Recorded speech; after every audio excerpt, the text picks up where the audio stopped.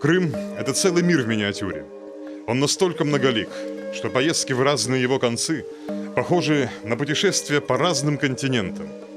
Взяв фотокамеру и блокнот, я часто отправляюсь в дальние поездки по полуострову, чтобы самому увидеть все его исторические памятники и запечатлеть их поразительное многообразие. Этими впечатлениями хочется поделиться с каждым. Поэтому вместе с телекомпанией АТР приглашаю вас на прогулки по Крыму.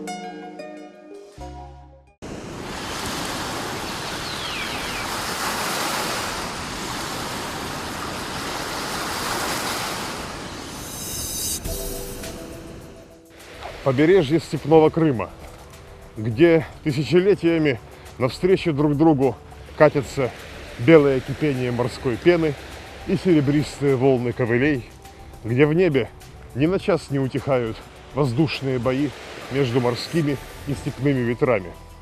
Здесь, на узкой прибрежной полосе, где сходятся бескрайние просторы степи и моря, возник один из самых замечательных городов Крыма – Гизлев. Он сильно отличался от прочих крымских городов, что утопали в садах, были напоены чистой водой рек и укрывались под защитой уютных горных долин. Родившись на пустынном песчаном берегу, Гизлев был открыт морским шквалом и степным суховеем, а свежую воду здесь можно было добыть только глубоко из-под земли. Все это наложило неповторимый отпечаток на его облик, и столице степного края была присуща не броская, но изысканная красота.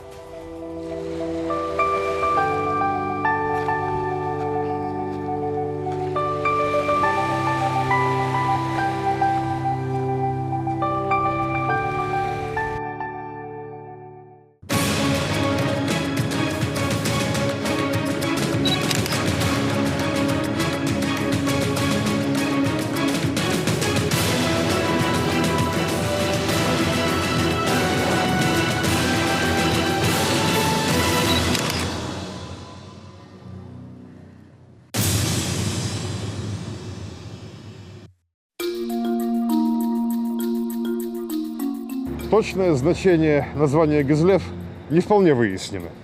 Однако существуют небезосновательные гипотезы, связывающие происхождение этого топонима со словом «козлю» – «глазастый», или, если переводить поэтически, «тысячеокий». Вполне возможно, что именно такое сравнение могли навеять возвышающиеся над плоской равниною городские укрепления, чьи стены и башни сотнями узких бойниц как будто пристально вглядывались в окрестности, озирая степные дали и морские горизонты.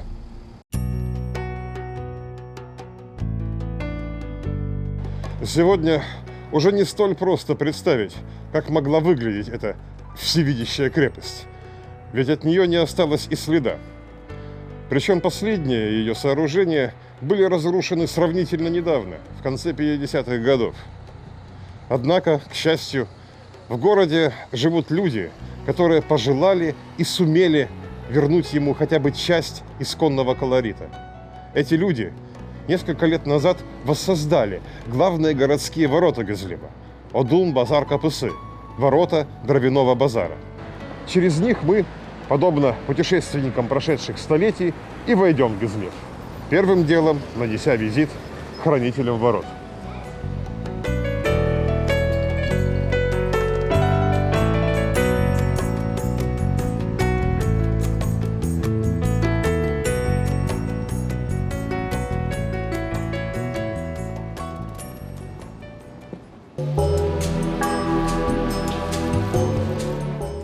Эти арки над нишами, в которых когда-то, вероятно, стояла стража, единственное, что сохранилось и от надвратной башни, и от всей Гизлевской крепости.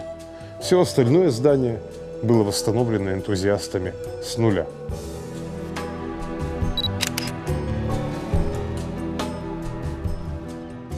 Мы вернулись в Крым, и в Крыму было очень мало татарского. То есть был Крым. Но каких-то вещей, которые бы упоминали о том, что здесь были татары, их либо было мало, либо дополнительно к этому очень мало об этом говорили. И вот какая-то тяга к истокам, она, наверное, была важна и нужна, и она в нас оказалась. И когда, занявшись бизнесом и имея определенную сумму денег, нам предоставилась такая возможность, и мы узнали о том, что есть некие ворота, что они находились вот здесь, и нам как бы в середине какого-то пути в бизнесе предложили это сделать, то мы не преминули это сделать, потому что это был бы возврат той памяти исторической, которую очень важно было вернуть и показать из небытия, как бы вернуть нечто, то, что принадлежало нам, и сделать это видимым, и показать это. И нашим соотечественникам, и тем, кто приезжает в Крым. На верхнем этаже восстановленной башни размещен макет средневекового Гызлева, созданный с максимально возможной достоверностью на основании старинных карт, чертежей и планов. Рассмотрим его повнимательнее. Город опоясан прочной крепостной стеной, общая длина которой составляет примерно 3 километра. Стены укреплены 21 четырехугольной башней, которые надежно защищали город и с суши, и с моря. Неподалеку от ханской мечети расположена цитадель, наиболее защищенное место города, где находился военный комендант со своим отрядом и таможенный начальник, собиравший налоги в пользу хана с торговли в здешнем порту. По пятницам комендант украшал стены цитадели флагами и знаменами. Здесь же хранился арсенал крепостного гарнизона, в том числе самое мощное по тем временам оружие – крупнокалиберные пушки Бал-Емес. Надо сказать, что Гызлев обзавелся крепкими стенами и мощной артиллерией отнюдь не случайно. В городе шла оживленная торговля, он был полон рынков, лавок и товарных складов, и при этом был легко доступен с моря, что привлекало сюда черноморских флибустьеров, запорожских казаков. В конце XVI и начале XVII столетий флотилии больших запорожских лодок, чаек, не раз высаживались на здешнем берегу и пытались пробиться в город. Иногда им это удавалось, и тогда на улицах разгорались бои, после чего запорожцы отступали в море и уходили с добычей к Днепру. Именно поэтому караван-сараи Гызлева строились не просто как постоялые дворы для заезжих купцов, а как настоящие небольшие крепости с железными воротами, башнями, обращенными к морю бойницами, собственной стражей и даже собственными колодцами на случай долгой осады противника.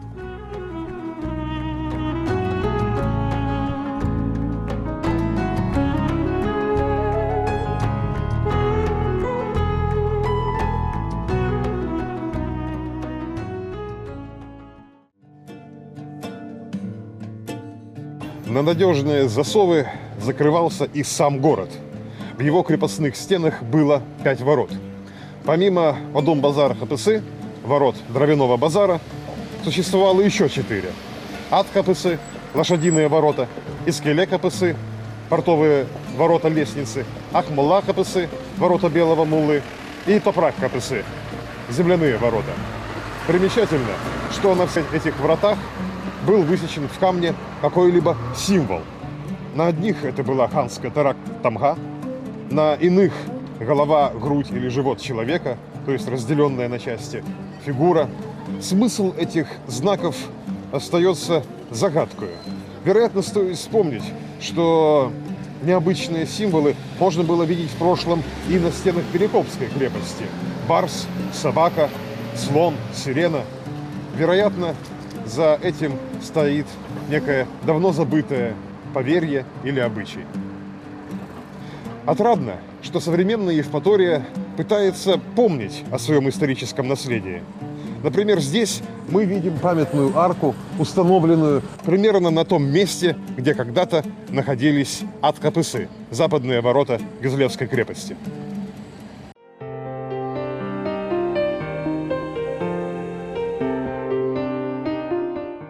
Считается, что крепость Гизлев приказал построить по совету своего визиря Сандживан-паши турецкий султан Мехмед II.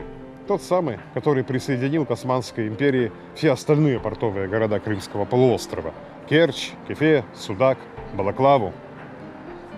Однако оказалось, что здешний залив слишком мелок и неудобен для захода тяжелых турецких галер.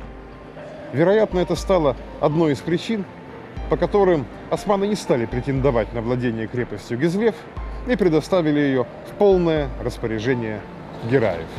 Таким образом, Гизлев стал единственным портовым городом в границах Крымского ханства, в то время как остальные порты Крыма, напомним, находились под контролем Османской империи. И все же в городе пребывали османские войска, в частности в XVIII веке. Это был 3000-й отряд охраны, которые турецкие султаны направляли на помощь своим союзникам, крымским ханам.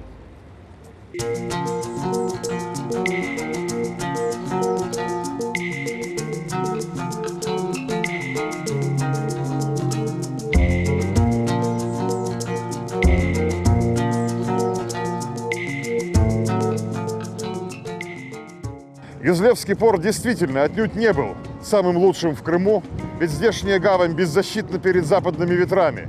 И не раз случалось, что сильные шторма выбрасывали суда на берег. Тем не менее, сюда из Турции часто приплывали небольшие торговые суда, которые с нетерпением ожидали хозяева местных торговых лавок.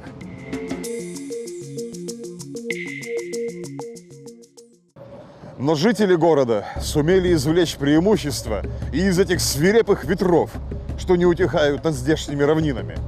Вокруг Гизлева в степях стояли десятки ветряных мельниц, перемалывавших зерно в муку. Как можно видеть, прирученный ветер гизлевских степей служит городу по сей день. В наши дни он дает Евпатории свет.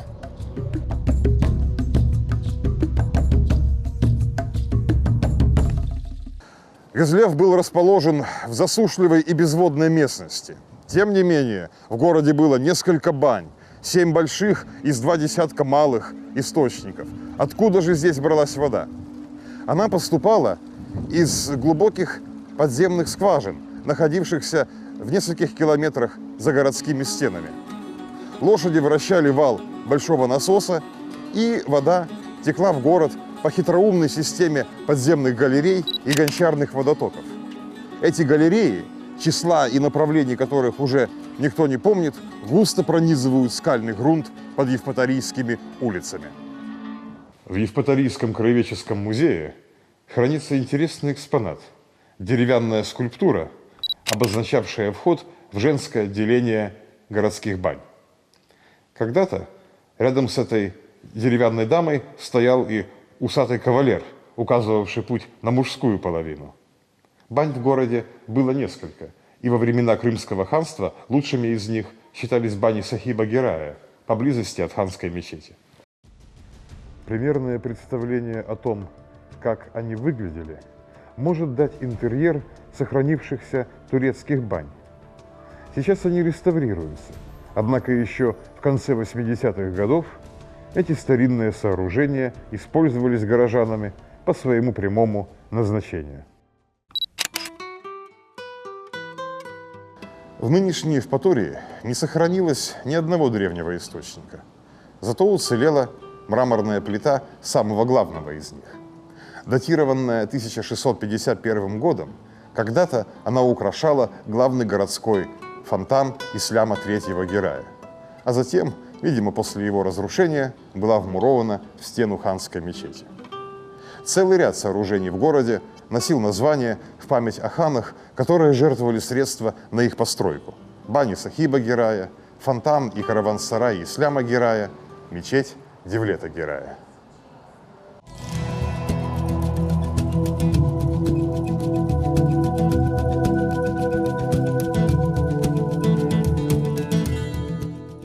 Мечеть Девлета Герая стала лучшим подарком, который крымские ханы преподнесли Гизлеву. Ее великолепное здание, один из ценнейших памятников архитектуры на всем Черноморском побережье, стоит на краю крымских степей, как будто отражение величественных мечетей Стамбула, по ту сторону Черного моря.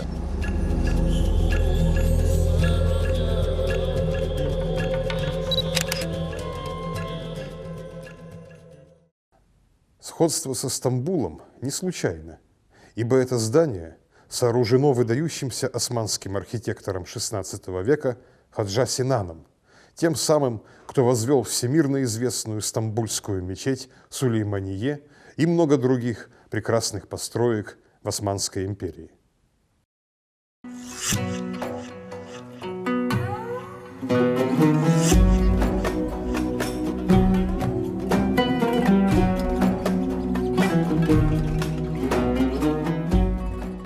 Знаменитый мастер работал в Крыму по приглашению хана Девлета I Герая. Прибыв осенью 1550 года в Гизлев по морю из Стамбула, Девлет Герай приказал построить здесь мечеть и преподнес ей в дар уникальную реликвию – рукописный пергаментный Коран XIV века, украшенный узорными изящными миниатюрами.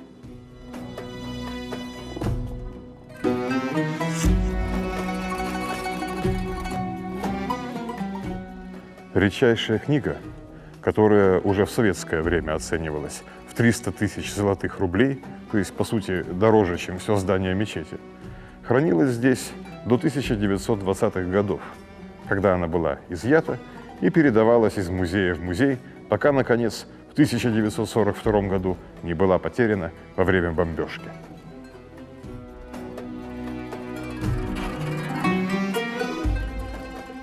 Очевидно, вместе с этим Кораном погиб и другой драгоценный документ – ярлык, содержавший автографы 18 ханов.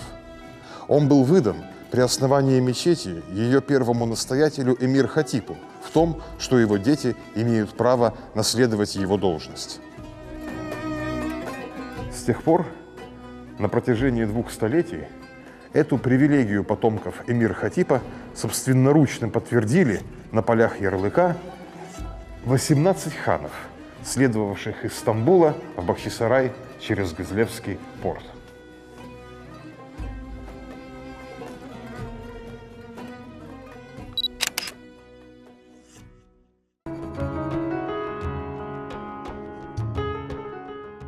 К 1562 году постройка мечети была завершена, и в Гизлеве появилось прекрасное здание, способное украсить любой столичный город Востока. К концу XVI века Гизлев настолько разросся и разбогател, что сын Девлета Герая, Гази II Герай, задумал перенести сюда из Бахчисарая ханскую столицу. Этому могли быть веские причины. Гизлев к этому времени стал крупным торговым центром, отсюда было легко сообщаться со Стамбулом, а степи вокруг города являлись родовым владением ногайского рода Мансуров, верных слуг и защитников Гази Герая в его спорах с другими претендентами на престол. Гази Герай не успел завершить свои реформы, но, по крайней мере, перенес сюда ханский монетный двор. И теперь на белом серебре ханских монет заблистало слово «Гизлев».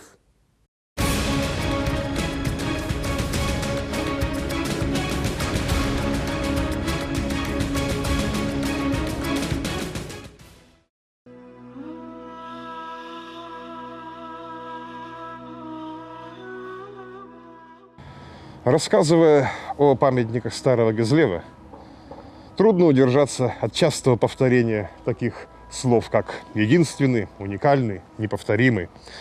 Однако здешние памятники действительно заслуживают таких эпитетов. Ведь только здесь находится единственное в Северном Причерноморье здание, построенное великим Хаджа Синаном. Именно здесь находится единственная сохранившаяся в Крыму дервишеская обитель. Дервиши или софу, последователи мистического направления в исламе, в свое время были достаточно многочисленны в Крыму. Их общины, принадлежавшие к различным тарикатам, таким как Мевлевие, Накшбенди, Хальветие и к другим, существовали во всех крупных городах Крымского ханства, иной раз даже и в селах. Многие из этих общин обладали собственными текие, то есть домами, в которых они собирались, молились, совершали свои ритуалы. На нынешний день ни одного из этих зданий уже не сохранилось, за исключением одного – Текие Дервиши в Гизлеве.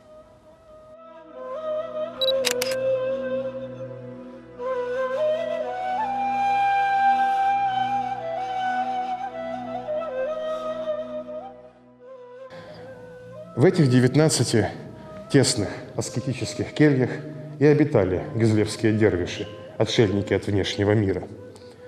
А посередине этого просторного зала вместе со своим настоятелем, шейхом, они совершали мистический круговой танец зикр, сопровождавшийся молитвенным песнопением.